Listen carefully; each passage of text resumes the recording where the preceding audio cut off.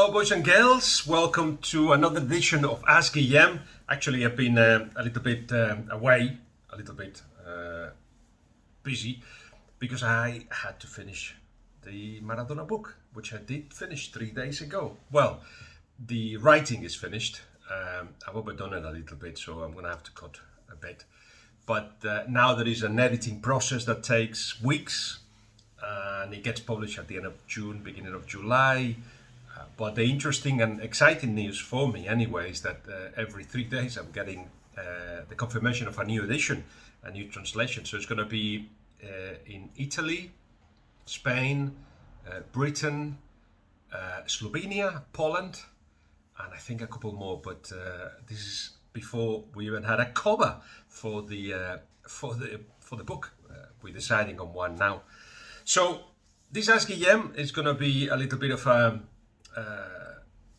what I've heard plus what you're asking, not only on Twitter but also now on Instagram, because we are also receiving a lot of questions via Instagram. So we decided it's only fair to actually take notice of it and basically just mention them. For instance, we should actually start on Instagram.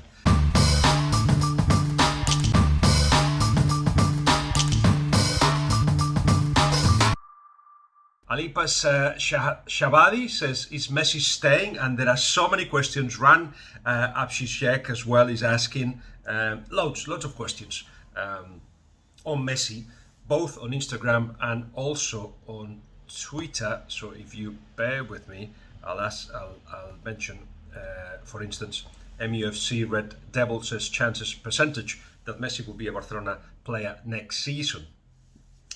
And since we spoke about it last time, there's only been 2 pieces of news that you may be interested in. Number one, he gave an interview to Jordi Evole, which I translated live on YouTube, in which he left few clues, but obviously when he was pushed on the idea of are you leaving or staying, he didn't say anything.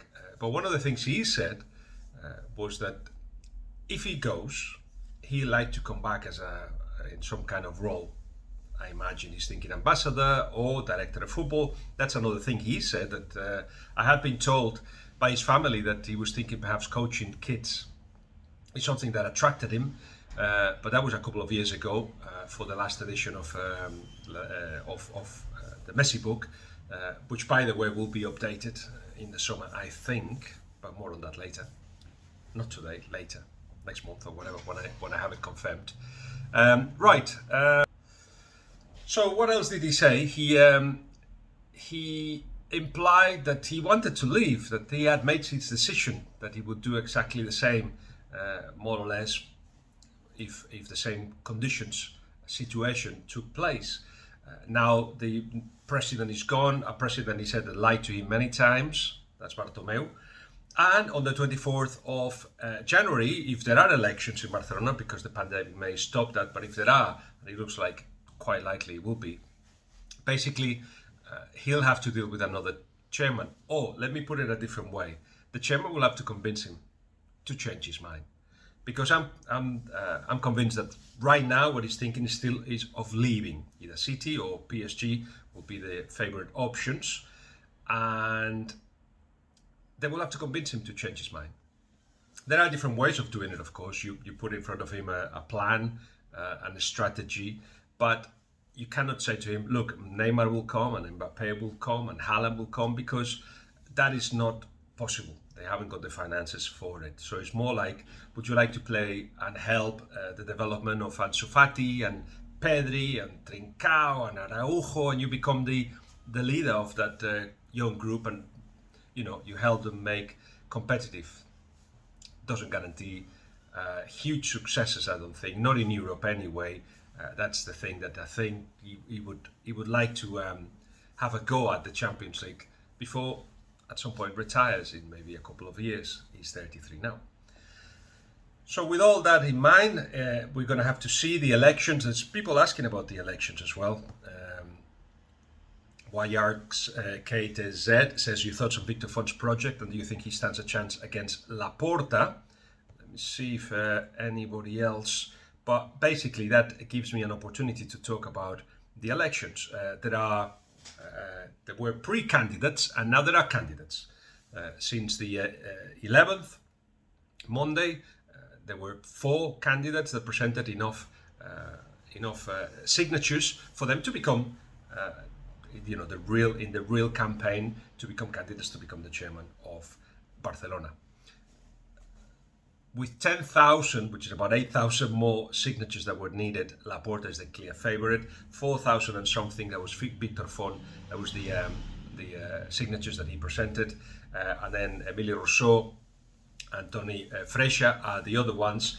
The clear favorites are obviously Victor Font, who is trying to tell to the season ticket holder, look, I've got a plan.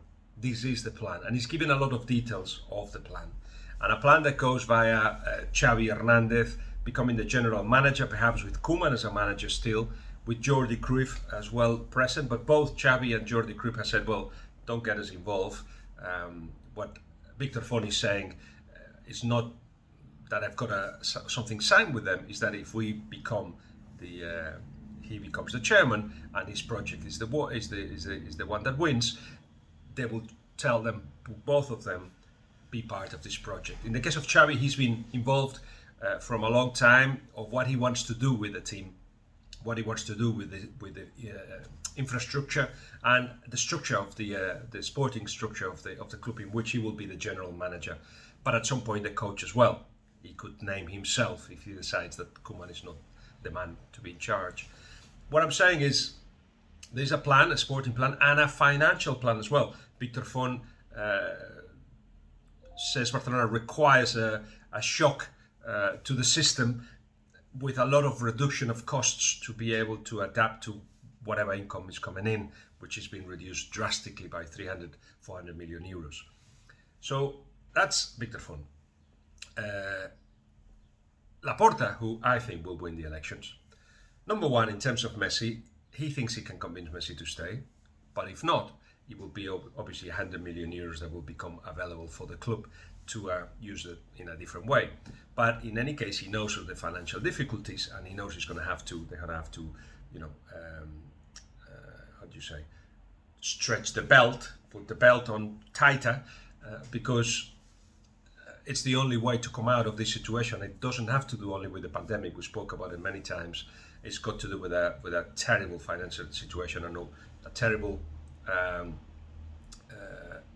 build of debt that has now mortgaged the future of Barcelona.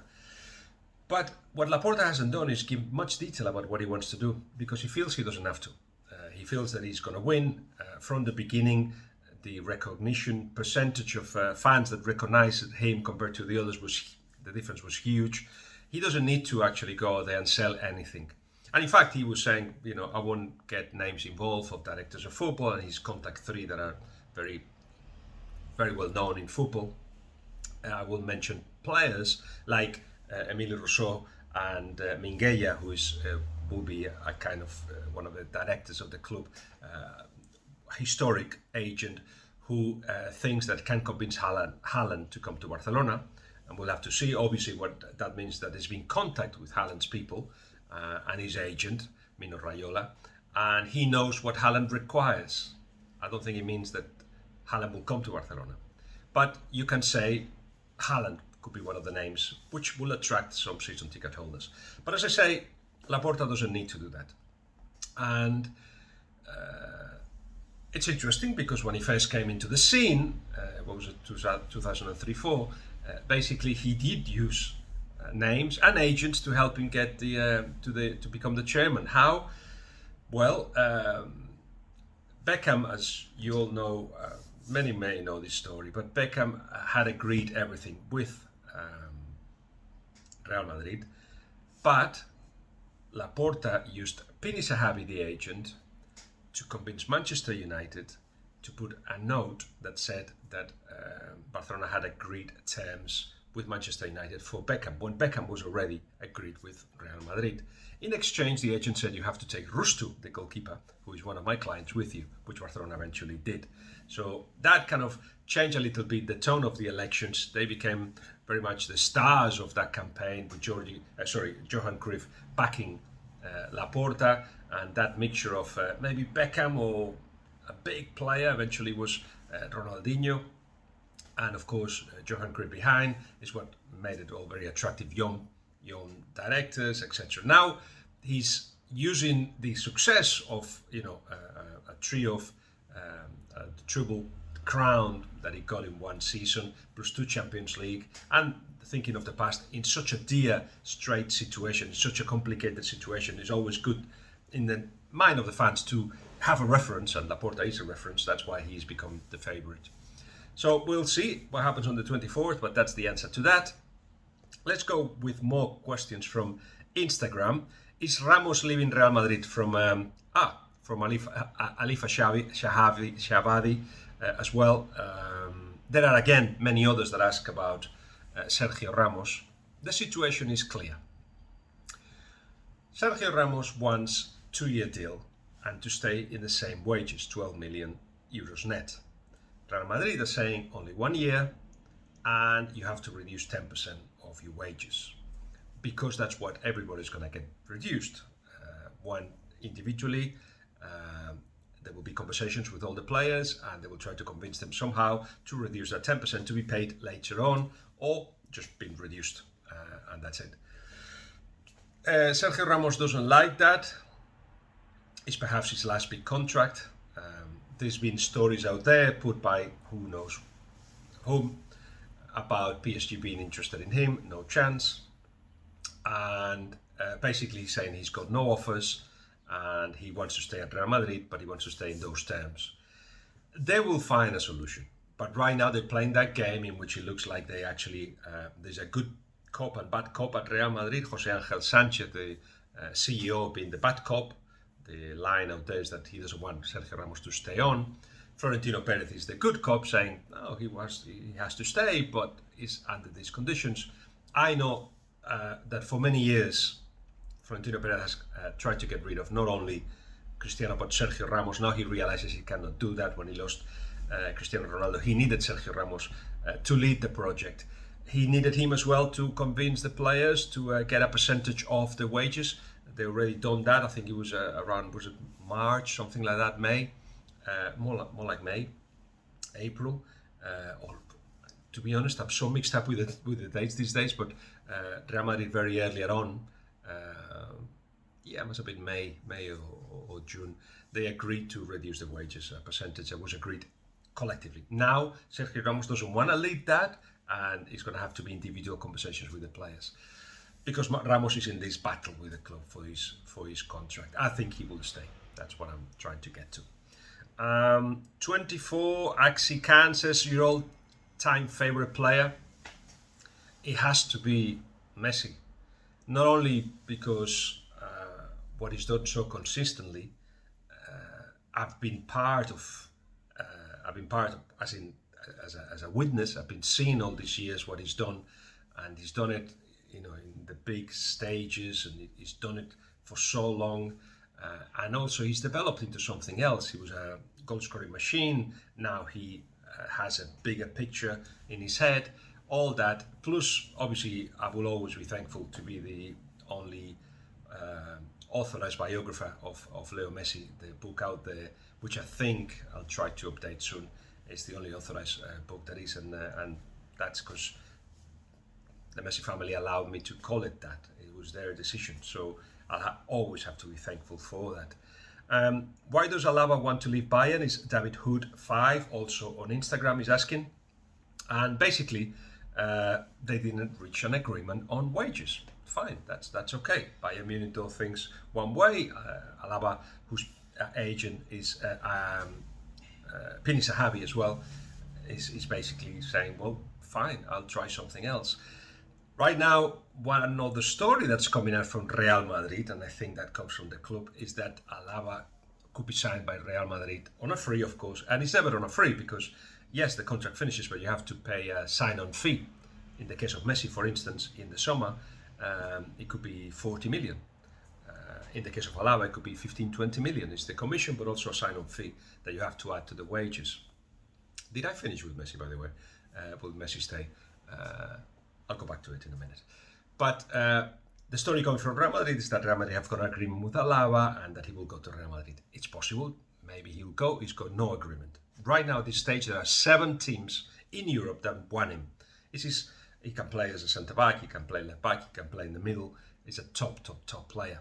His dream was to go to Barcelona or Real Madrid. That's what he wanted to do. Now he realizes that both clubs are stuck, that they cannot evolve so much because they haven't got the finances for it, that they keep renewing players in their 30s because they cannot renew the squad. They cannot sell players at the value they would like, so they have to keep them.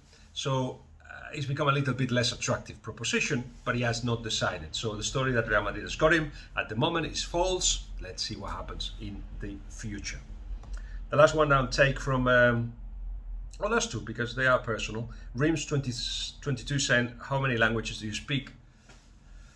Catalan, Spanish, a bit of French, but it's in the back of my mind and I want to refresh it because I'm going to go and see PSG a few times. For obvious reasons, Pochettino. Again, a book that I think may come out in French at some point. The book, The Brave New World, it's been negotiated with a French publisher, so we'll see what happens with that. A little bit of Italian, I understand Portuguese, they're similar to Catalan and Spanish, and I think that's it. I recommend to have a second language. It opens up your world, your mind, and it gives you a lot of professional advantage. That's for sure.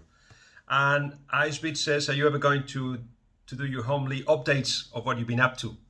They were my fab.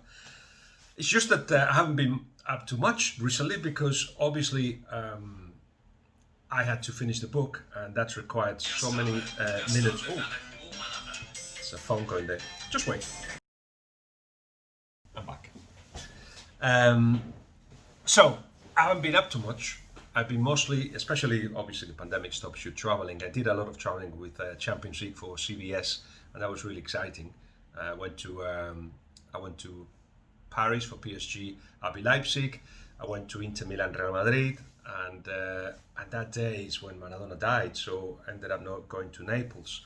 And one thing that's working very well as well is because I've got a show on La Liga TV called Talking Football, and tomorrow I'm heading to Villarreal to sit down with Marco Senna, legend of Spanish football, a legend of Villarreal, and Unai Emery. So I'll talk to them about the relationship between stars and managers, about the club, of course, about Villarreal as well, but things that I want to get to where they come from. And I know that in the case of Marco Senna, it's a very humble upbringings. In the case of Unai Emery, it's in the Basque Country at a time there was conflict there going on, of course, if you know a little bit of your Spanish history. Let's see if we get into that, but that's the kind of conversation I like to have. And in something we call Throwback Thursday, it's a Thursday show, I do Zoom conversations with, I've done Cazorla, Pellegrini, Abelardo of Espanyol, and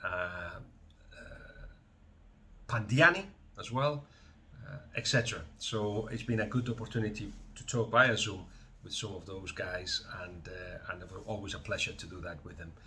And also I did my last masterclass, all that Zoom as well, for UCFP, the university I work for, and we had in the last one Abraham Grana, Kike De Lucas, the legend of Bickleswade United, obviously working with the club too. But I'll throw in some more of those as we go along, if you think that's a good idea to do so. Right, because we've done quite a while already, let's go quickly. Dembele, Barcelona. Dembele finishes his contract in 2022, and I think Juventus won him on a free.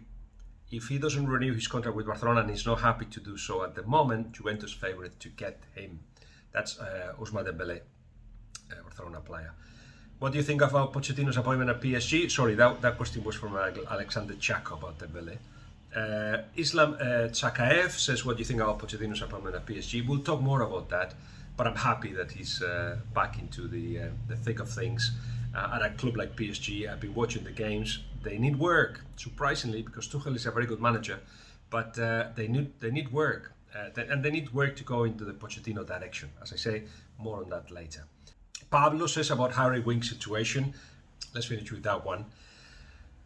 I've got the impression that Harry Winks admires Spanish football and that at some point he would like to play in Spain.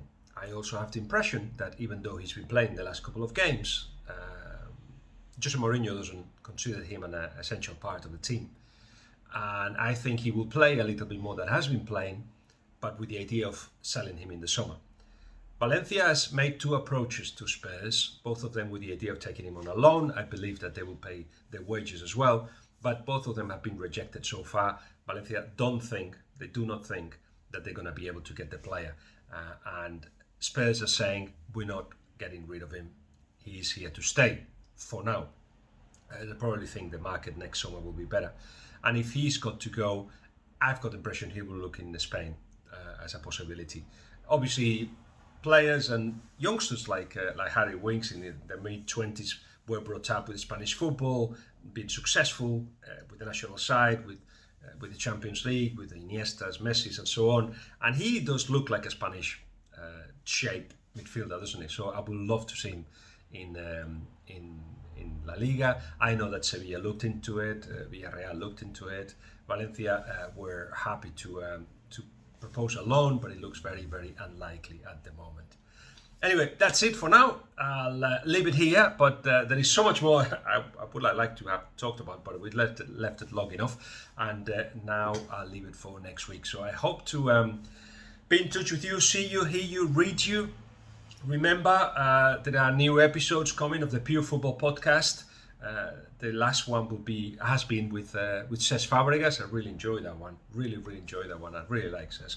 Many reasons for it, which gets explained in the video. And there is a lot of stuff, content also for La Liga TV. But you need to subscribe to La Liga TV. Only clips of it I can use, and I will use. And meanwhile, I have to finish the editing of the Maradona book, prepare as well perhaps an editing of the Brave New World, so a bit of an update for the French version, and maybe a Messi update as well, but more on that later. Speak to you soon. Bye bye.